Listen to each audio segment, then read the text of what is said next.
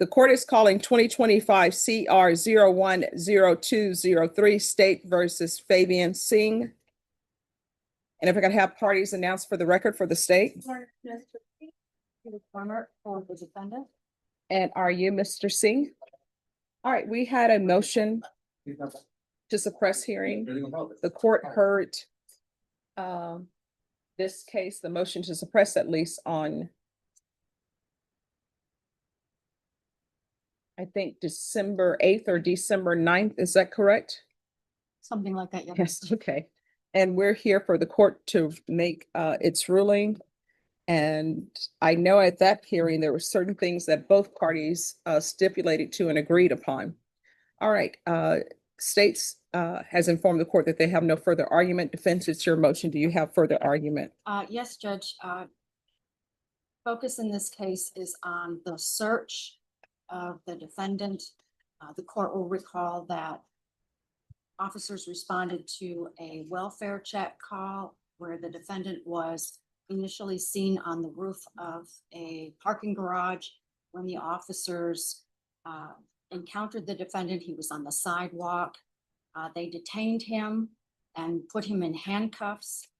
The officers testified that there was no evidence that the defendant was suicidal. And in fact, the incident detail report indicated that the individual on top of the parking garage was not wanting to jump. However, the aggressive nature in which the officers approached the defendant, they immediately grabbed his arms, put him in handcuffs, and started patting him down. And they went beyond the initial pat down into the pocket of his hoodie and found a bottle of twisted tea. The pat down is legally allowed for search for weapons, not for alcohol. There was no indication, according to the officer's testimony, that the defendant was intoxicated at the time of the pat down for weapons. It's clear from the video that they just immediately went into his pocket for that can of twisted tea. There was no open container at all found. There's no indication of intoxication. So it's our position that from the very beginning, their intent was to fully search the defendant and find out what he had on his person,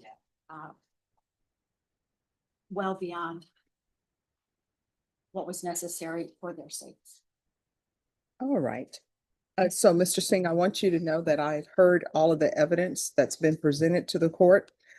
My job is merely to listen to the evidence that's presented on motions to suppress, then make a decision based upon the evidence that's presented to the court. Do you understand? And the reason why I wanted this brought back is because I always, even though I say I know the law, which I do, I always like to make sure there isn't something out there that's brand new that maybe somebody, some appellate court just ruled on yesterday, right? I remember and I recall that I did ask parties if there was any case law that said that someone could not be arrested or was not allowed to be arrested for a Class C misdemeanor, to bring that to the court. And I have not received any emails to that effect. So the court will make its ruling. The court will deny the motion to suppress. And counsel, we're off the record. Counsel, do you have all the discovery in this case? Yes, ma'am. Okay. And state, were you able to tender an offer? Prior. Okay. How old are you? All right, Ms. Ferguson. Yes, ma'am. If you can bring this back in 30 days for a plea deadline date. I can do January 22nd, Judge. All right, we'll come back on January 22nd. Because of your age, I want you to have a chance to internalize everything that your attorney is going to tell you and think about the consequences or the potential consequences on either decision you make. All right, thank you. And thank you for always dressing appropriately for court. Once you sign the reset form, you'll be excused.